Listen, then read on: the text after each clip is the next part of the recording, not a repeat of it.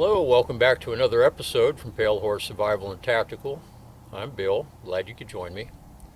In this episode, we're going to build an off-grid workbench. Stay tuned.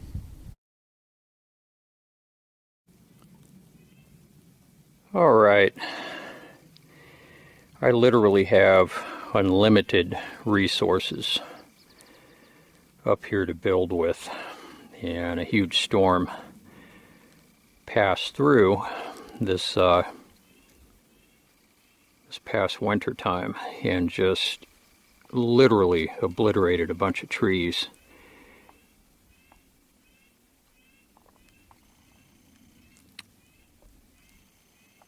I have logs and trees of all different sizes to work with, so it's gonna be a lot of projects. If everything goes well, my schedule doesn't get interrupted,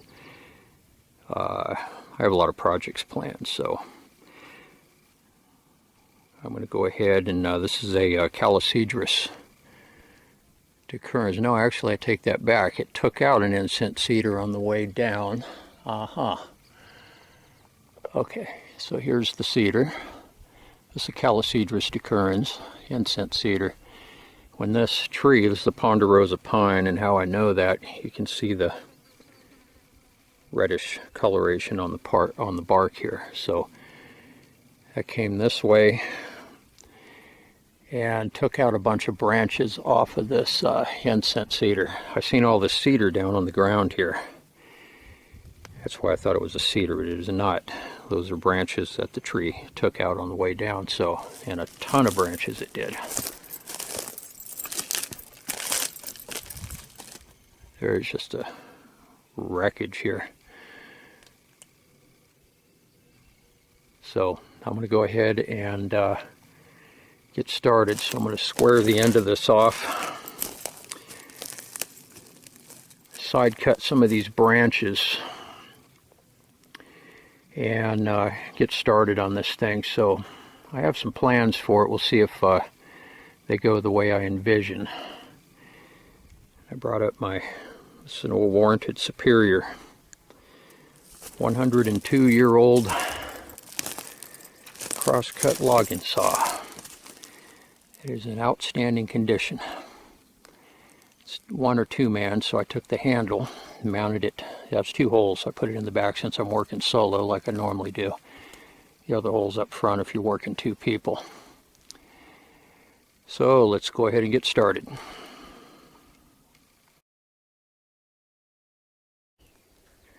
Yeah, I'm working on cutting some side branches off. I wanted to fade back in real quick here.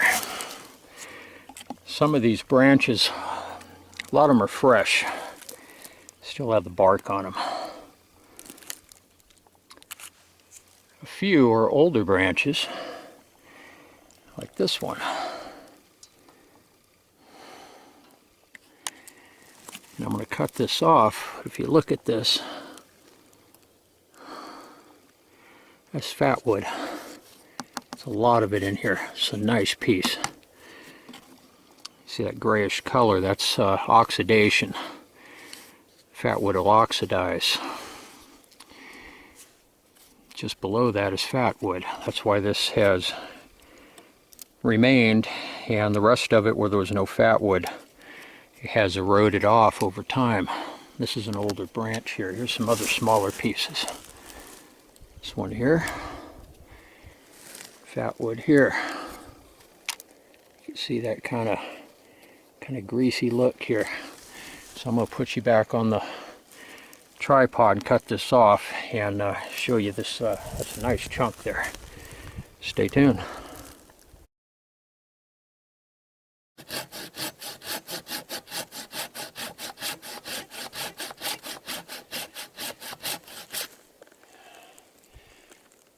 See how it's sticking? Oh yeah. That is definitely fat wood. It's a nice piece. I can smell it.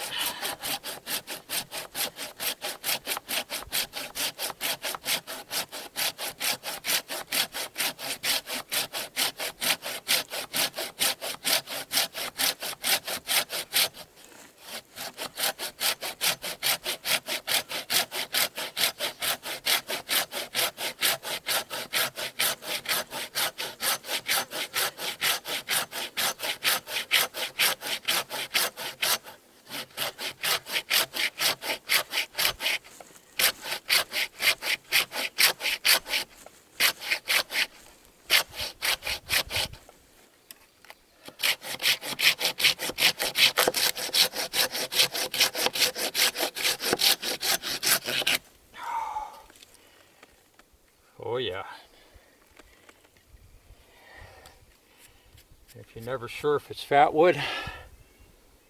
Let your nose be your guide. Once you smell it once, you'll never forget it.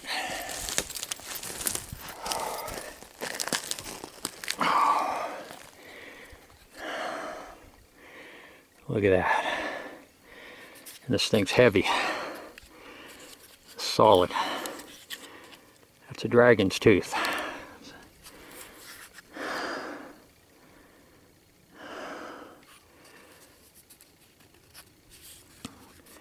Real heavy. It's another indicator that it's heavily impregnated with the resin. It's a beautiful piece.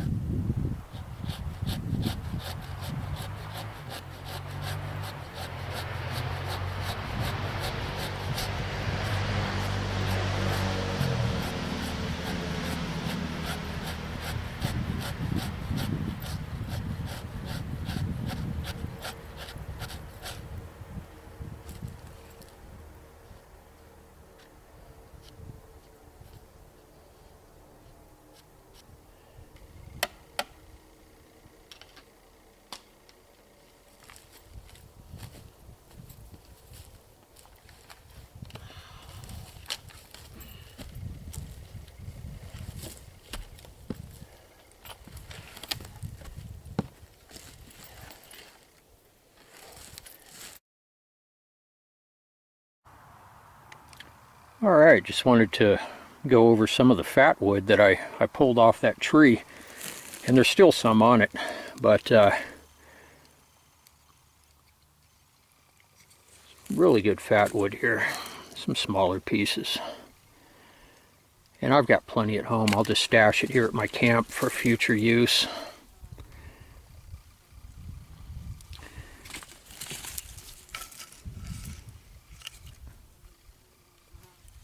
Let's see.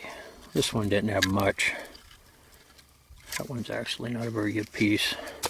Here's the big one. This one's heavy. It's got a lot of fat wood in it. It's very, very heavily impregnated with resin. But I've got tons of it at home. It's impossible for me to not find fat wood in my mountains here. It's everywhere. Literally, I could walk around for an hour and have more fat wood than I could possibly carry. Anyways, that's not a bad little stash. That one's no good. So I'll just stash it up here for future use.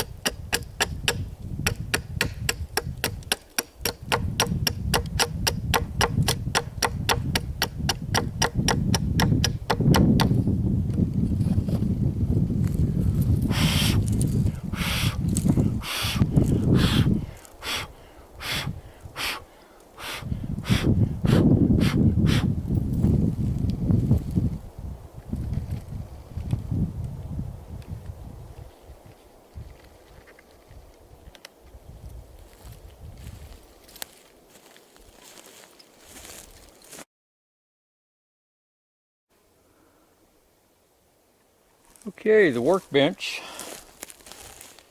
is coming along quite nicely. Portable workbench. It's got a wheel. So I cut a blank. So I'm going to be shooting an episode on wood carving, making a bowl. So I cut a blank a little bit ago. Already started filming that one. So this is the wedge vise on this end. I drilled 2 holes for bench dogs, and I can always drill more holes if I want to put a project that's smaller up in here. I could drill a couple more in here and just move the bench dogs to the other holes. The wedges remain the same regardless of the application, the material that's in here. So just a quick demonstration. That's why we left this header on the back side. Here's a couple more uses for that. As we drive, get this positioned.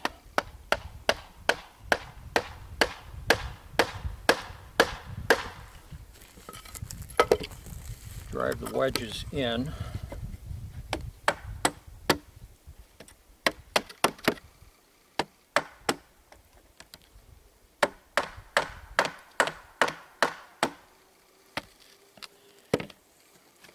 And that is very secure.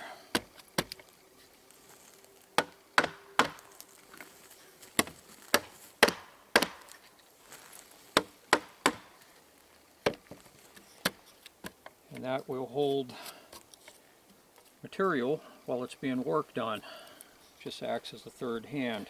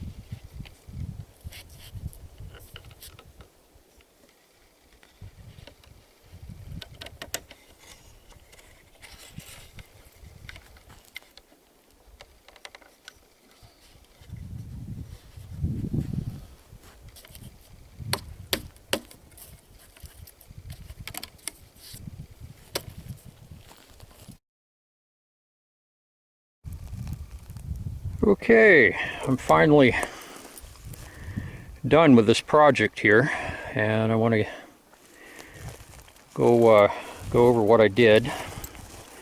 We already covered the wedge vise system, so I added a windlass vise to this also, which also acts as a third hand. And I kept it pretty simple. I just used paracord and just made some continuous loops to secure the handles here. So when you wind it up like a windlass, it gets the torque on it. That just keeps it from unraveling. So you just wind it up, and that puts tension. And I just drilled holes, ran paracord through here, and I left a lot of slack on these to accommodate larger pieces up above. That's why I had to wind it quite a ways. And I just secured these, made continuous loops with double fisherman's knots here, and just a couple of dead branches, and just stuck it in the loop and wound it up and secured it. So I have one, just looped it through here, through the yoke, and just kept it simple, and one on the other side, and that goes down and secures that handle there. So, and this is pretty solid. I could have cranked them a little bit more. I mean, the paracord's pretty tight, and this is definitely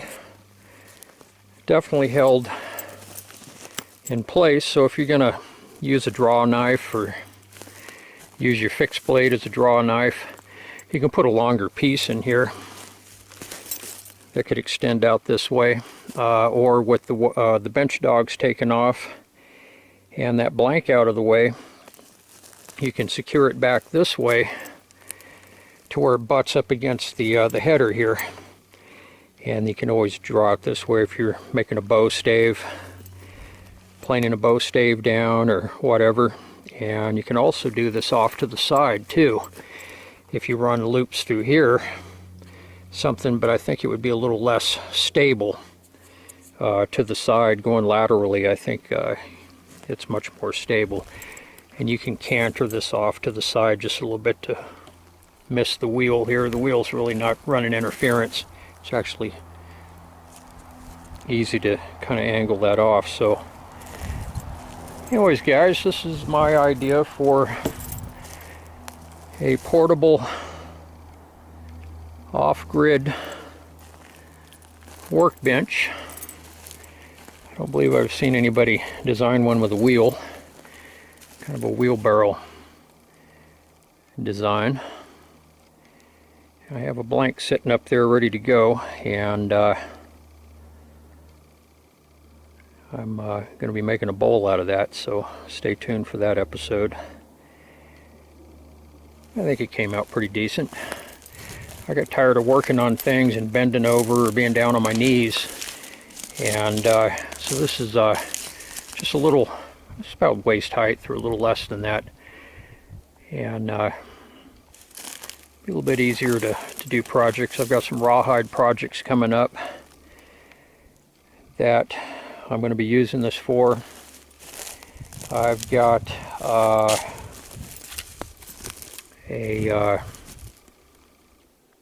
some camp furniture that I'll probably be using this for some upcoming episodes, so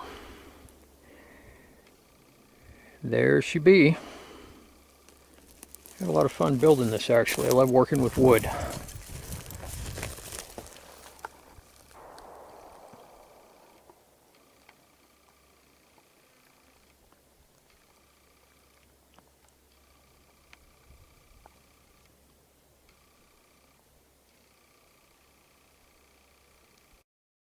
Well, I hope all of you enjoyed this episode as much as I did making it. Please like, subscribe, and share. I hope all of you are having an outstanding day or night, depending on where you're located, and I will see you very soon on the next one. Everybody take care. Bye-bye.